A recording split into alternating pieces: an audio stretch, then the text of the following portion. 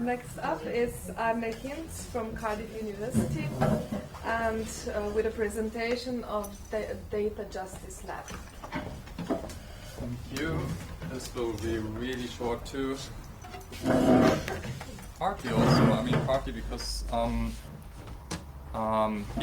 was supposed to be just a brief input, but partly also because we're still trying to figure out what actually data justice means. And that's what we'll try to do over the next time, while, and so on.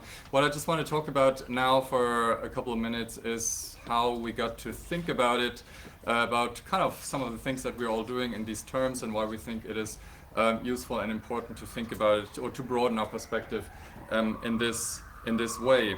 So yes, I'm from Cardiff University. A few of us, a small group of us, are creating something at the moment that we call a Data Justice Lab. So why is that so? There are there are two main starting points really for us to think about it in these terms. One were the responses to the Snowden revelations and all our attempts, as we've heard also now, to protect ourselves from surveillance. And very often these attempts and these responses have been techno-legal in one way or another. Technical, of course, with encryption, anonymization tools, and so on. A lot of really good work has happened there. But yeah, typically when we think about technical forms of encryption, and anonymization, it's an individual act that each individual is responsible for. It's an individualized response in a way to the problem of surveillance. Also, it's something that not so many people at the end of the day, or even civil society organizations and even activists, are actually doing. Part of a research project that we did that was called Digital Citizenship and Surveillance Society included interviews with digital rights organizations and activists, but also a broader range of social and economic and political activists. And it's kind of something that we all know, but it just again showed us how distinct and the discourses are in these two camps, and how the broader, the non-digital, the offline activists really, did not see much of a point in dealing with this, and said, we'll kind of let the digital rights groups and so on deal with that. There's a big separation in a way. That was kind of striking again. And the legal aspect, the legal response has, included court cases and policy advocacy. Court cases against surveillance regimes were often quite successful in Europe, and where I work now in the UK, very much so. Policy advocacy, not so much. If we look at the British case with the Investigatory Powers Act and so on, a lot of really good work has gone into this in terms of advocacy.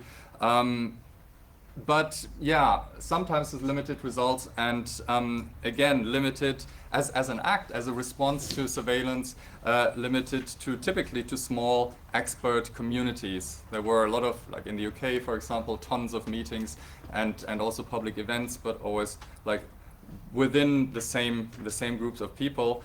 And so our observation in that sense is that these responses have remained often within the specialized discourse, often within the specific specialized constituency of experts. And the second area, of course, then is datification.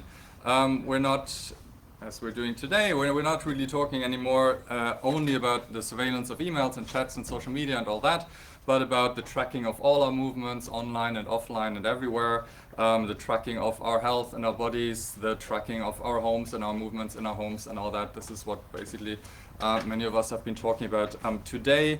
And data is a new form of governance that decides through the increasing use of data scores what services we have access to, whether we can cross a border and in what way, what happens if we're arrested, and so on and so on. There's a lot of journalism recently about data scores, and increasingly also some research that shows really data is a means of control and power.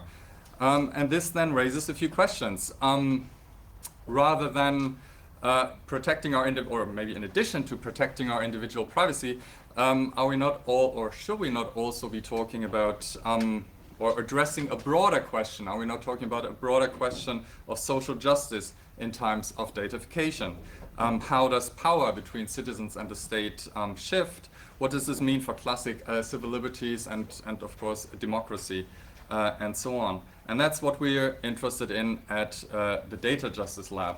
It's partly an academic interest. We're working at university, and so we're interested in understanding what social justice means in the context of datafication, in the age of datafication. But it's also practical in a way that, well, yes, encryption and policy advocacy have had quite some good effects, but in some areas, in other areas, a little bit limited. Many civil society groups outside of digital rights circles are still fairly disconnected from this, and the wider public very often ignores this. So what do we do as not just academics, but also as activists and concerned citizens in that case? So what does data justice then entail, and what are we planning to do? This is still something that we're trying to figure out. As I said, yes, of course, it includes tech design, and yes, of course, it includes policy campaigns, and from a academic perspective, investigations into database discrimination, into the use of data for control purposes, into data as governance model, and so on. But really the idea, or what we're trying to think about, is how to create a broader debate on what datafication means for social justice, and kind of insert data-related concerns in social justice agendas and social justice in data-related debates. It's not another term for digital rights, but the idea is really to connect different communities and think a little bit outside the box in that sense, and bring also for events that we're planning different communities together. That's what we're planning to do with the lab, to advance that debate, bring together these different communities. We have a launch event on the 14th of March. We have a, we're starting, I don't know, are we online? Or, oh, okay, I just wanted to click on that. Well, it doesn't matter. We have a website, you can look at it. Well, we're just starting. I mean, it's just something that we're in the process of setting up at the moment. And yes, we'll be very interested to talk with lots of people who are here and elsewhere, then to think about common projects and things that we could do, and to generally find a way to expand these debates that we're having here. Okay, that's all.